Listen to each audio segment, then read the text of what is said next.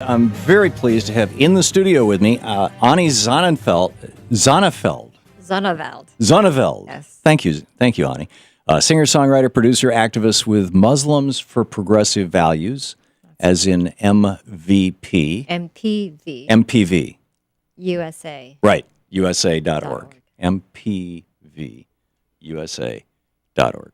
Yes. So what got me started on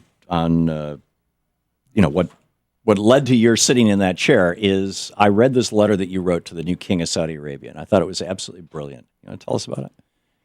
Thank you. And I really appreciated you reading it to your audience. Oftentimes, the question is, where are the progressive Muslims? Where are the moderate voices?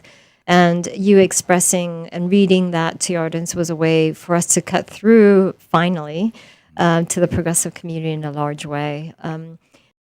Written, given that we have a new Saudi king in place, and I was just, it's a long shot, and I thought, well, I should just write a letter, an open letter publicly that was published on Al Jazeera, and that really expressed the sentiment of much of the Muslim world. That is, we're really tired of the fighting, we're really tired of the radicalism.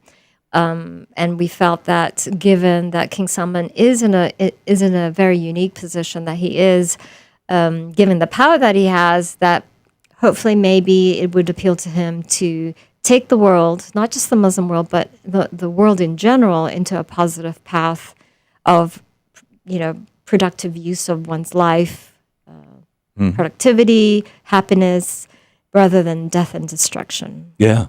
If you have questions about Islam, what does it mean to be a Muslim?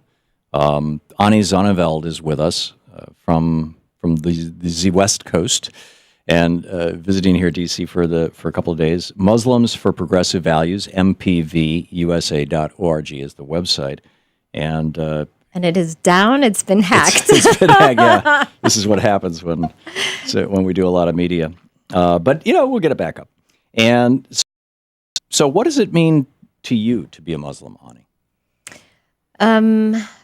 Well, I think at the end of the day, for the most part, people end up staying in the faith that they were born in.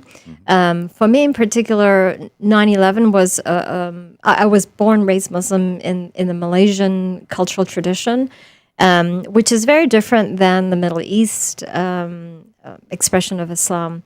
And I think the spiritual home, I find very comfortable, the spiritual home that I am in, which happens to be Islam, but I'm also comfortable in pretty much any faith setting where I feel the spirituality. I can be sitting under a tree and I would feel that spirituality as well. Right. But my form of expression is Islam, just because that is what I was born into. Yeah. Right?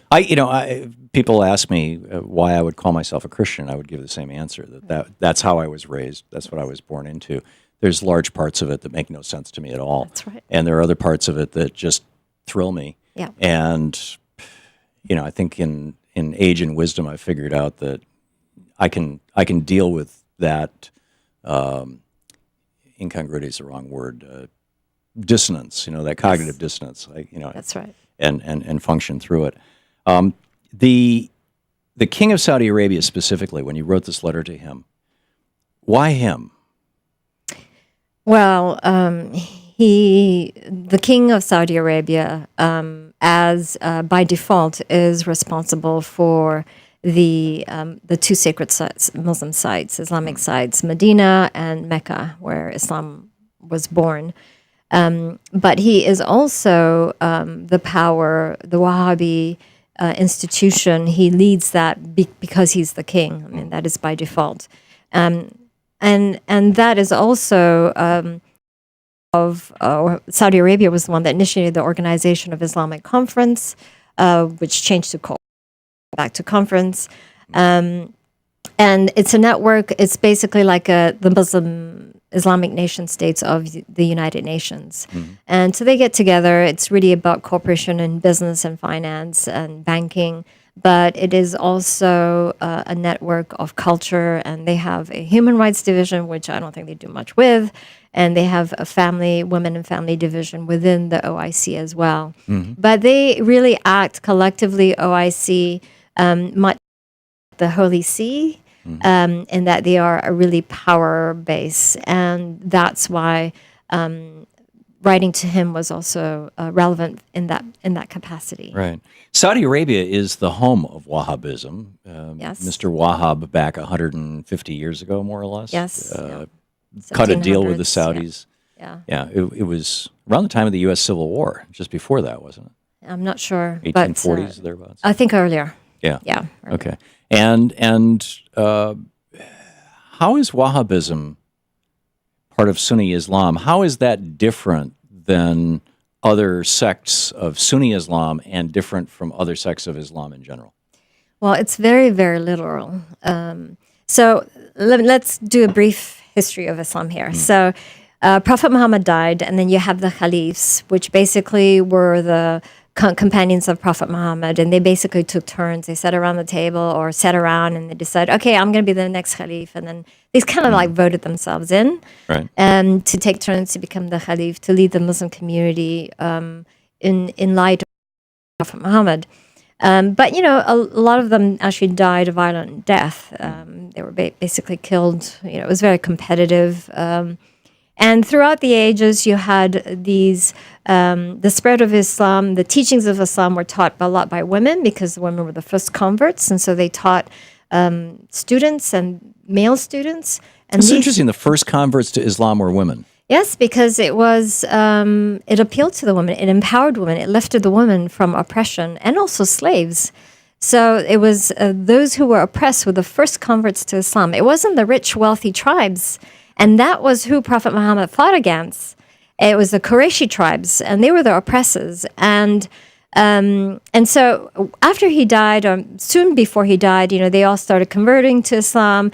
And as far as I'm concerned, they co-opted Islam into their agenda and into their worldview, rather than really converting into this egalitarian expression that was the Quran was trying to take that society to, because it was such a brutal time. Well, and that's, I think many Americans, when they think of Islam, they're thinking of some analogy, thinking of some guy with, half his face covered up with a black cloth, brandishing a sword. Yeah, that's right. And so is there a face of Islam, or a piece of Islam, or a faction of Islam that still holds to in your mind, the original progressive values? I would say, like, the United Church of Christ, I think, holds to Jesus's teachings as a very progressive church in the United States. I don't think so. There's no Islam, no branch of Islam? There is no branch of Islam that really is as true to the teaching of at its inception.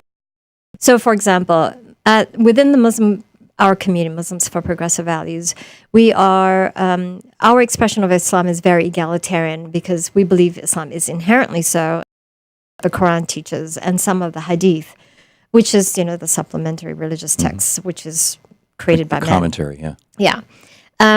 So, for example, when we have women imam leading a co-ed congregation in prayer, a lot of Muslims come to us and condemn us. So this is a Western creation, and so on and so forth. But the truth is that the first female imam was appointed by Prophet Muhammad, right?